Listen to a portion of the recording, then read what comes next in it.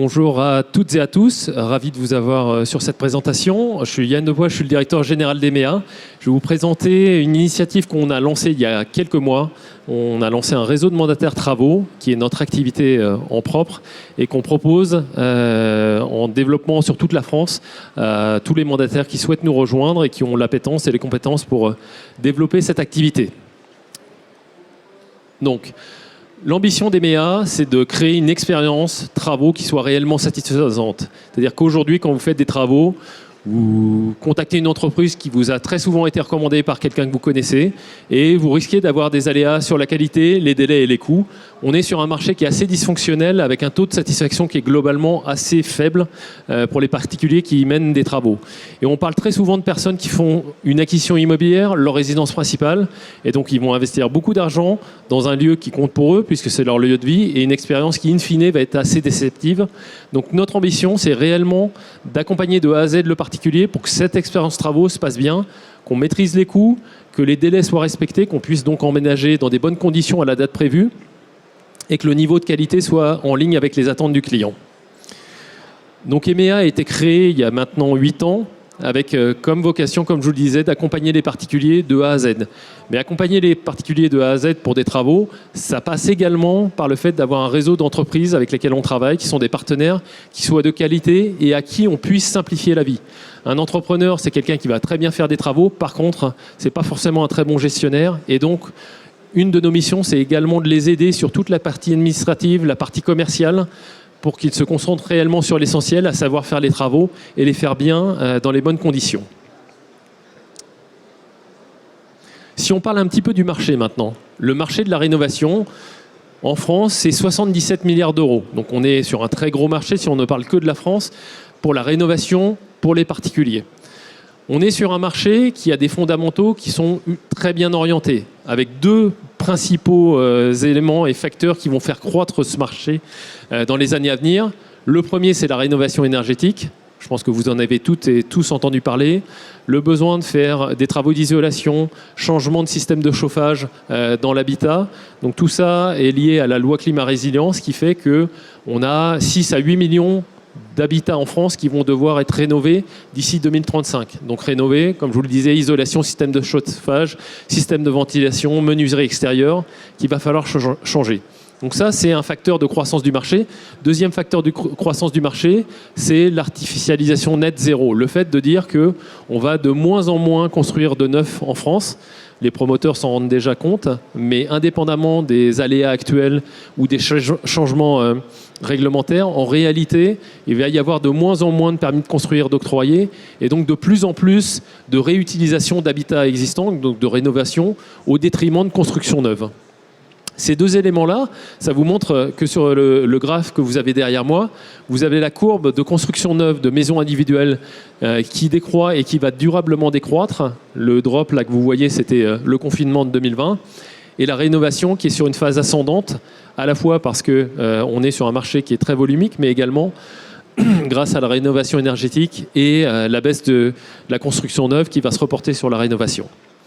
Donc on est sur un marché sur lequel il va y avoir de la croissance et sur lequel en fait on a très peu d'intermédiation. Comme je vous le disais tout à l'heure, vous faites des travaux, vous allez faire confiance à une recommandation de quelqu'un sur une entreprise. Est-ce qu'elle va bien travailler ou pas? Globalement, vous n'en savez pas grand-chose. Vous avez juste cru ou en tout cas fait confiance à une recommandation. Et donc on est sur un marché très peu intermédiaire aujourd'hui. La très grande majorité des gens vont aller s'adresser à une entreprise en direct sans aucune autre garantie que la discussion qu'ils vont avoir avec l'entreprise en question. Si on prend d'autres secteurs d'activité, vous prenez le marché de l'immobilier, 70% des transactions sont intermédiées avec des agents immobiliers. Si vous prenez le courtage, les prêts immobiliers, vous avez 40 à 50% du marché qui est intermédié avec des courtiers. On est convaincu qu'on va être capable de faire émerger un standard de qualité qui fait que l'intermédiation, qui est encore aujourd'hui globalement une exception, va devenir la règle sur le marché de la rénovation et que des gens préféreront être accompagnés par quelqu'un qui est en capacité de maîtriser l'expérience de bout en bout plutôt que faire confiance à une entreprise sur laquelle ils n'ont aucune garantie. Et c'est précisément là où on se positionne, être ce référent, ce standard de qualité qu'on va proposer aux particuliers. Alors pourquoi un réseau de mandataires? Nous, on existe depuis 2015, comme je vous le disais tout à l'heure. On a la volonté de se déployer sur le territoire, sur un modèle avec beaucoup plus d'ancrage local que ce qu'on a pu faire par le passé. On était plutôt sur un modèle centralisé. Là, on veut vraiment bénéficier de l'ancrage local, de la capacité à se connecter localement avec les agents économiques, que ce soit les agents immobiliers, les courtiers, les banques, les entreprises de travaux, également les clients qui vont devoir faire des travaux de rénovation. Et donc, on offre une opportunité de développement qui est assez incroyable aux personnes qui vont nous rejoindre, parce que le marché, il est complètement à prendre aujourd'hui, comme je vous le disais, marché très peu intermédiaire. Et donc, il y a une opportunité collective et individuelle pour toutes les personnes qui vont nous rejoindre. Alors, le mandataire EMEA, c'est quoi son job? Il va avoir 3 phases et 2 principales. Première phase, la génération du lead. Concrètement, il faut trouver des prospects. Je ne vous apprends rien. Quand on fait du commerce et qu'on n'a pas de clients, on ne fait pas de commerce. Donc, il faut d'abord trouver des prospects. Et ça, on vous met à disposition les partenariats qu'on a noués en national, qui sont des partenariats exclusifs avec des apporteurs d'affaires potentiels. Donc, des courtiers en prêt. On parle d'Artemis Courtage, on a CAFI, on a également Empruntis, Simoprêt et d'autres courtiers avec lesquels on travaille et avec lesquels on a un accord et un contrat d'exclusivité avec eux. Donc qui ne font appel qu'à EMEA sur les besoins de leurs propres clients en travaux. On a également des agents immobiliers avec lesquels on travaille. Donc ça, c'est déjà un terreau sur lequel vous pouvez travailler pour aller obtenir des prospects, mais également c'est votre réseau personnel qui doit vous permettre de générer des prospects. Deuxième chose, c'est toute la partie, une fois qu'on a un prospect, être capable d'aller jusqu'à la signature du devis d'une des entreprises qu'on va lui proposer. Donc on met à disposition pas mal d'outils. On va en parler d'un seul, logiciel EMEA. Donc on a un logiciel de devis qui a été développé pour nos entrepreneurs. Et donc on est capable de leur donner des outils qui permettent d'avoir des devis détaillés, clairs, avec toutes les logiques métiers intégrées et sans mauvaise surprise une fois que le devis est signé. C'est-à-dire qu'une fois que le devis est signé, on sait que tout a été intégré dedans et qu'il n'y a pas des éléments qui vont manquer. Typiquement, dans le devis, il n'y avait que la pose du parquet qui était prévue, il n'y avait pas la fourniture. On s'en rend compte a posteriori. C'est sûr que ce genre de mésaventure, ça arrive de temps en temps et ça peut être soit délibéré, soit ça peut être une erreur de l'entrepreneur. Mais en tout cas, avec nos outils, c'est le genre de situation qui ne peut pas se produire. On a également des entrepreneurs avec lesquels on travaille. On en a plus de 400 en France et ce réseau est en développement. Des entrepreneurs avec lesquels on a une relation privilégiée. On réalise 20 à 40% de leur volume d'activité. Donc ça veut dire qu'on a un vrai partenariat avec eux pour faire en sorte qu'il n'y ait pas de mauvaise surprise sur les chantiers et que s'il y a un aléa sur le chantier, ils feront l'effort nécessaire de résoudre cet aléa parce que sinon, c'est potentiellement 20 à 40% de leur activité qui peut être mise à risque puisque nous, on ne maintiendra pas notre confiance à des entrepreneurs qui vont délivrer une mauvaise expérience à nos clients. Dernière chose, pendant la phase de chantier, et là c'est plutôt la partie à géométrie variable en fonction des capacités, des appétences des mandataires qui nous rejoignent, soit une responsabilité sur le suivi de chantier, donc là il faut avoir un peu de connaissances métiers, soit à minima une responsabilité sur la gestion financière. Ce que ça veut dire, ça, c'est qu'on met en place des comptes séquestres pour chacun de nos clients, pour tous les projets qui sont signés avec EMEA. Donc chaque client a son propre compte séquestre sur lequel il va mettre les fonds, et nous on va contrôler les paiements pour s'assurer que les paiements sont faits réellement à l'avancement du chantier. Ça peut paraître un élément anecdotique, mais en fait, c'est le nerf de la guerre. Sur un chantier de rénovation, avec quelque entrepreneur que ce soit, qui soit vertueux, très vertueux, ou peut-être un petit peu moins vertueux et regardant, in fine, il faut être capable de maîtriser les libérations de fonds pour être certain de ne pas payer en avance de phase un entrepreneur. À chaque fois qu'on paye en avance de phase un entrepreneur, on a le risque d'avoir une situation où on perd un petit peu la main si le projet dérive, s'il y a des aléas en termes de planning ou de qualité. C'est très difficile de reprendre la main si on a payé en avance l'entrepreneur. Si on s'assure en permanence qu'on est tout juste au niveau d'avancement du chantier, qu'on n'a pas payé plus, en réalité, on a un vrai contrôle sur la poursuite du chantier et sa bonne exécution dans les délais et au niveau de qualité requis. Donc cet élément-là, très important, on a développé les outils qui permettent justement de piloter les avancements de chantier, de libérer les fonds de manière synchrone. Et c'est un élément sur lequel le mandataire est responsabilisé pour justement prémunir d'éventuels aléas les chantiers de ses clients. Hop, pardon. Donc les outils à disposition, on en parlait, le logiciel de devis, on en a parlé tout de suite, les flux financiers également, donc la capacité à piloter les comptes séquestres de chacun des clients. Et donc ça, il n'y a pas besoin d'avoir un doctorat en finance, c'est des outils très simples à utiliser, mais qui vous donnent la possibilité de le traiter. En amont également, vous avez un client en phase d'acquisition immobilière, si vous êtes agent immobilier, mandataire immobilier. On a également un estimateur travaux qui vous permet d'estimer très rapidement le montant des travaux, mais de manière assez fine, ce qui vous permet, quand vous avez quelqu'un qui est en phase de visite, d'évaluer précisément le montant des travaux qui vont devoir être mis en œuvre sans avoir besoin de mandater un entrepreneur pour qu'il vienne, pour qu'il fasse un devis. Nous, on est déjà capable, et vous avez les outils si vous êtes mandataire chez nous, pour pouvoir estimer très rapidement le montant de ces travaux.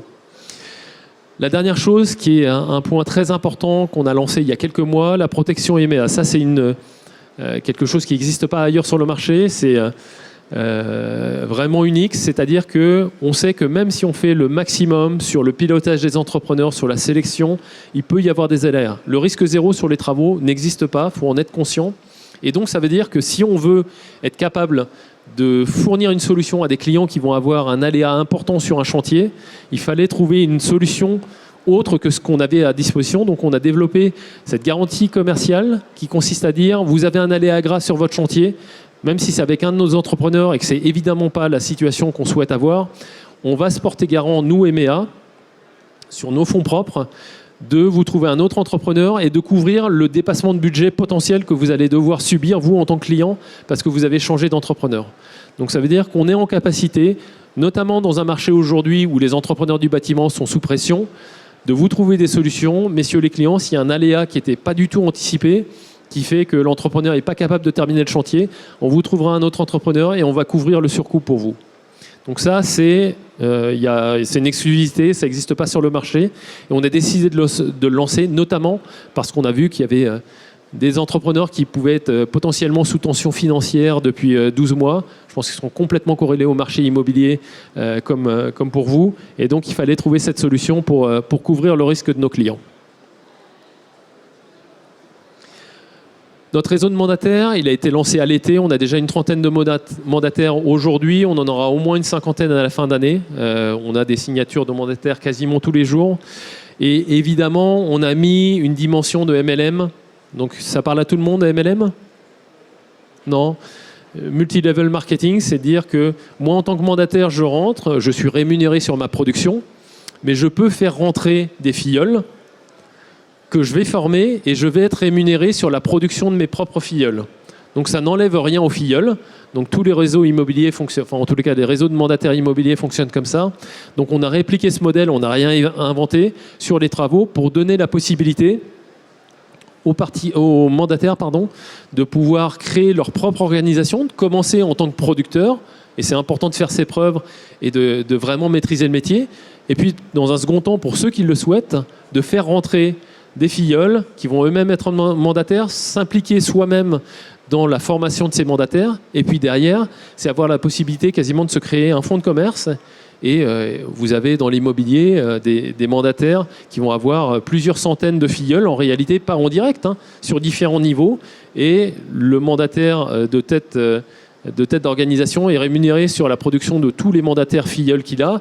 Ceux de premier niveau sont rémunérés sur les filleuls qu'ils ont eux-mêmes ramenés, ainsi de suite. Donc c'est un modèle qui est vertueux en réalité parce que ça aligne les intérêts de tout le monde et ça nous permet de démultiplier les efforts pour pouvoir former et développer cette activité avec le maximum d'efficacité. Donc ça, c'est un élément très important dans la proposition de valeur. Aujourd'hui, on fait rentrer principalement des mandataires de niveau 1. On a quelques filleuls qui sont rentrés. On est assez convaincus qu'à partir de 2024, on aura beaucoup de filleuls, des premiers mandataires qui sont rentrés. Et c'est un système qui s'auto-entretient sur le moyen terme. La rémunération du mandataire. Donc évidemment, c'est un élément important. Point juste de contexte, que vous ayez les ordres de grandeur en tête. Ce service EMEA peut s'apparenter à un service de courtage en travaux, même si on a beaucoup plus de services de garantie que du simple courtage. Mais donc, on ne réalise pas nous-mêmes les travaux, ce qui veut dire que les travaux sont réalisés par des entreprises partenaires qui rémunèrent EMEA au titre de l'apport d'affaires. Donc, ça veut dire que EMEA est rémunéré avec une commission liée aux chantiers qui sont signés. Et c'est cette commission qui est captée auprès des entrepreneurs qui est reversée en partie aux mandataires. Les paniers moyens qu'on constate aujourd'hui sont de 50 000 € hors taxe. Ça veut dire qu'on a une variabilité importante. Ça peut commencer à 10 000 € et c'est le minimum de montant de travaux qu'on accepte à plusieurs centaines de milliers d'euros.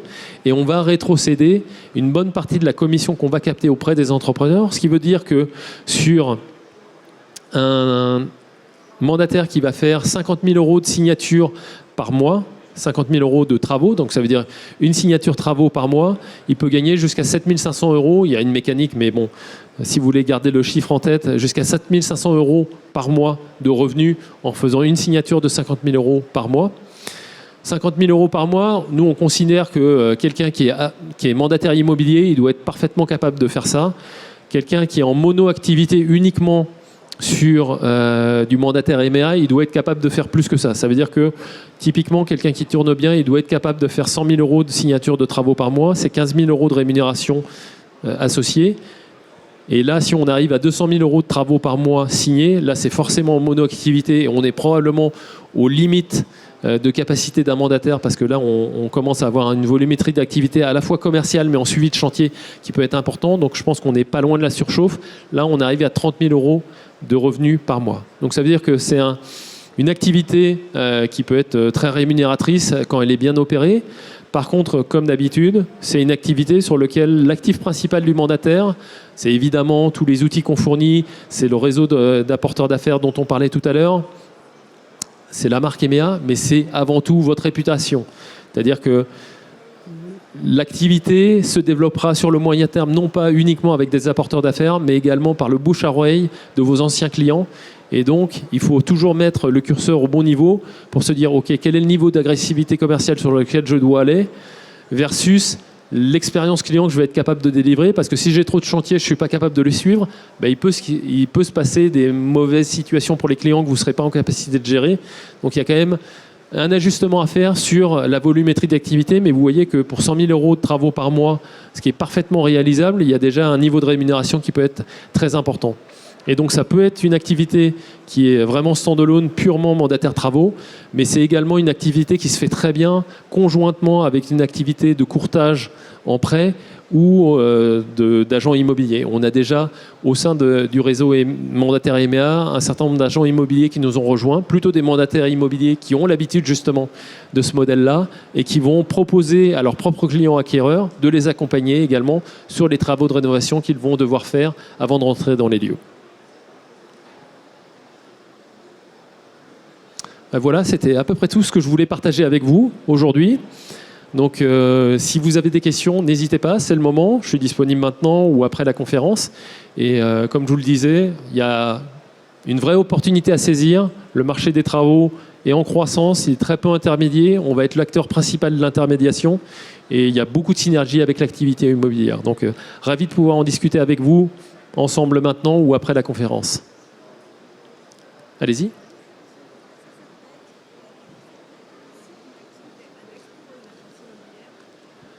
Ça peut être une activité annexe pour une agence immobilière. Par contre, d'un point de vue juridique, et on ne rentrera pas trop dans les détails, il faut que ça soit... Le mandataire doit être un individu. Ça ne peut pas être une personne morale, ça doit être une personne physique. Oui, exactement. Mais oui, c'est parfaitement cohérent de proposer cette brique-là au sein d'une agence immobilière. Et on est ravis de pouvoir le faire déjà avec d'autres agences immobilières. Donc ça peut être des individus mandataires en stand-alone ou des agences structurées. Pardon ?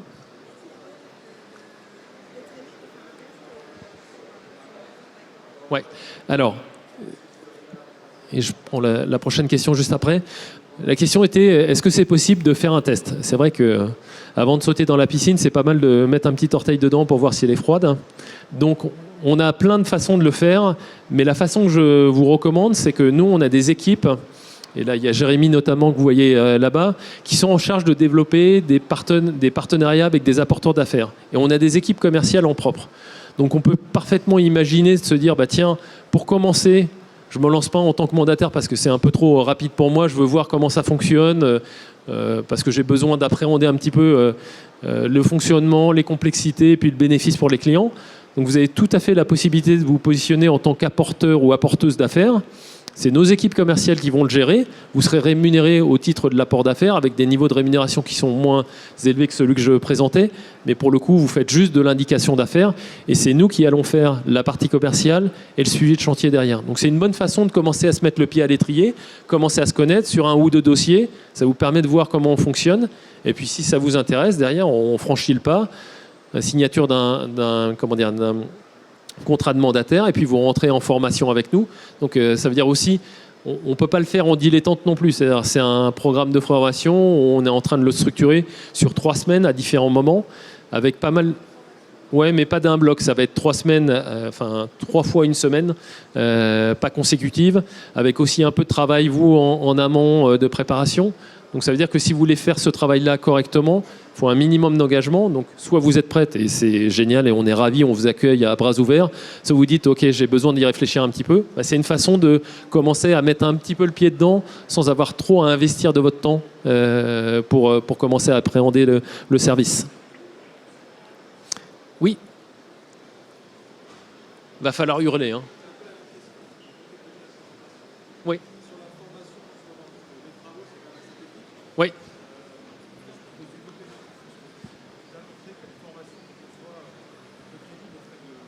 Oui, tout à fait. Donc sur la partie technique, comme je le disais tout à l'heure, en fait, on va avoir 2 profils de mandataires qu'on est en capacité d'intégrer. Donc des gens qui sont vraiment des sachants et qui sont capables de suivre le chantier et d'être des vrais référents techniques, mais on va également avoir des gens typiquement qui vont avoir un peu moins de connaissances techniques, agents immobiliers, certains sont ont un niveau de connaissance très élevé, d'autres moindres, et dans ce cas-là, ils ne vont pas être habilités à faire du suivi de chantier. Donc ça, c'est la première chose. Ce qui ne veut pas dire qu'ils ne le seront pas à terme, mais on considère que si on veut offrir une bonne expérience aux clients, il faut quand même avoir des sachants qui soient capables de faire le suivi de chantier, et pas juste des gens qui vont avoir une appétence et des capacités commerciales. Sur la formation technique, on est en train de développer des modules de formation justement sur les principaux corps d'État et on parle principalement de rénovation. Donc c'est l'électricité, la plomberie, la peinture, les revêtements de sol et puis les menuiseries concrètement. Donc ça, on est en train de développer ces modules de formation et donc ça veut dire que on fera passer également plutôt de manière autonome du contenu aux mandataires pour qu'ils puissent se former eux-mêmes. Par contre, on a les équipes en interne qui sont disponibles par téléphone, par visio, sur des sujets en particulier. Mais il y a quand même un effort qui devra être fait par le mandataire qui souhaite nous rejoindre pour se former. Et il y a déjà les supports de formation disponibles. Je crois qu'il y a... Oui, pardon. C'est être un peu maître d'ouvrage, ce que vous proposez en fin de compte. Mais il y a la RCP, il y a beaucoup de choses, parce que... je sais pas, je vous laisse répondre déjà. Oui. Alors, le maître d'ouvrage, c'est le client. L'entrepreneur, c'est le maître d'œuvre. Ouais. Nous, on n'est ni l'un ni l'autre.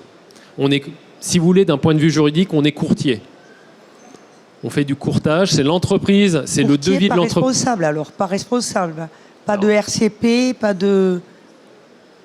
Concrètement, si vous signez le devis d'une entreprise, c'est l'entreprise qui est responsable. Mais évidemment, nous, on ne va pas partir à la première incartade en disant « Oh, ben non, comme on n'est pas responsable, on part en courant ». C'est ce que je vous disais tout à l'heure. Votre actif principal, si vous êtes mandataire, c'est votre réputation.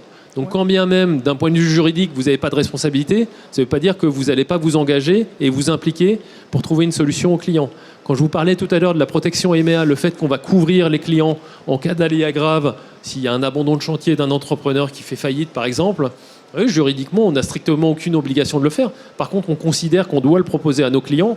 Donc évidemment, d'un strict point de vue juridique, on n'est pas maître d'œuvre et on ne souhaite pas être maître d'œuvre et je vous expliquerai pourquoi.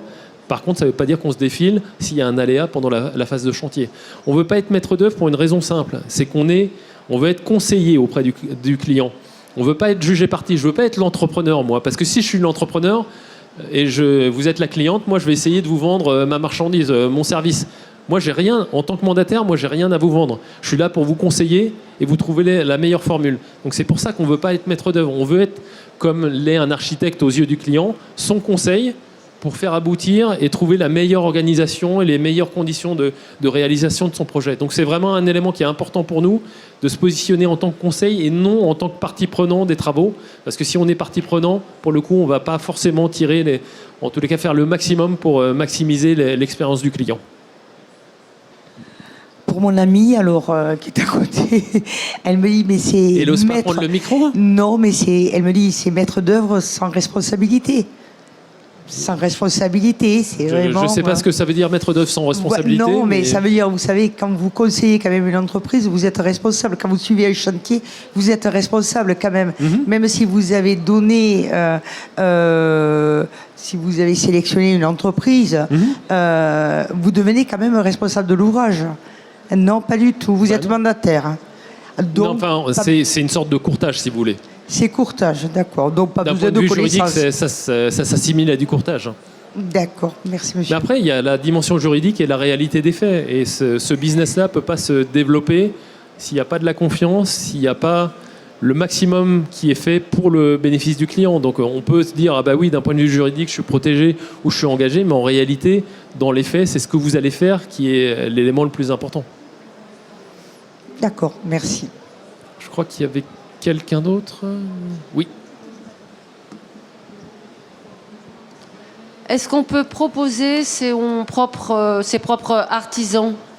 Alors, oui, vous pouvez proposer vos propres artisans. Par contre, nous, en interne, on a une cellule d'évaluation des entrepreneurs avec plein de critères par lesquels on va aller passer. Donc oui, sur le principe, évidemment, c'est tout à fait possible, à condition qu'ils satisfassent à nos critères. Et donc, je crois qu'on a une trentaine de critères qu'on va regarder sur les entrepreneurs.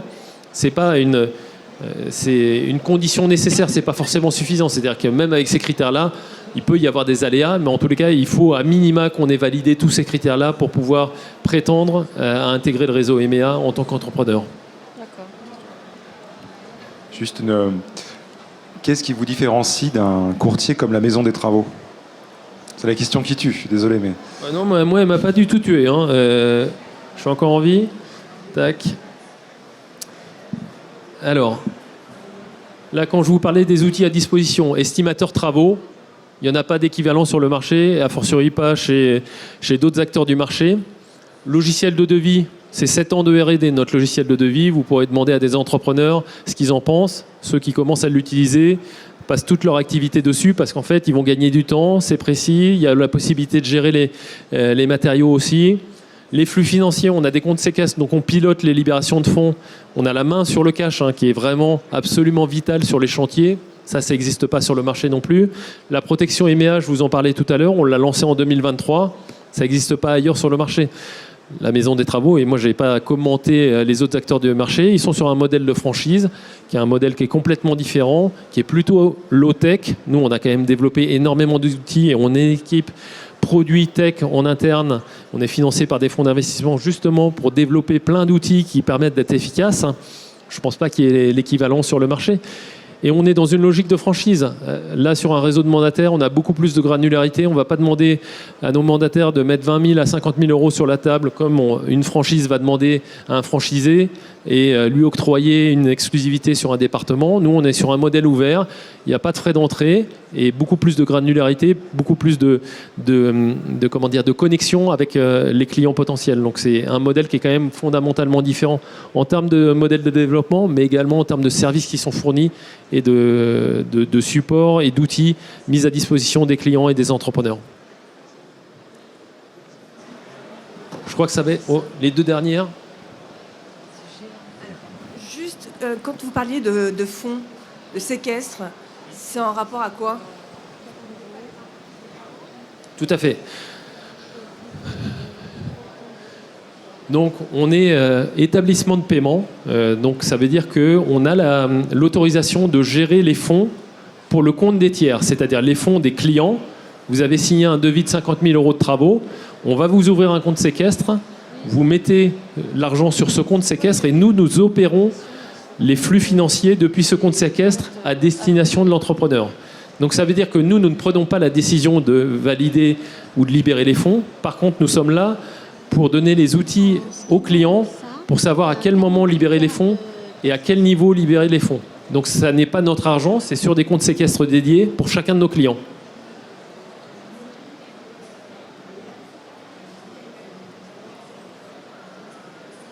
On pourra vous faire un très beau diplôme si vous voulez, mais non, il n'y a pas d'accréditation aujourd'hui. Non. Non. Tac, prendre attache avec nous. Normalement, il y a, avec un petit peu de chance, il y a un petit code barre. Non, il n'est même pas là, c'est lamentable. Je suis désolé.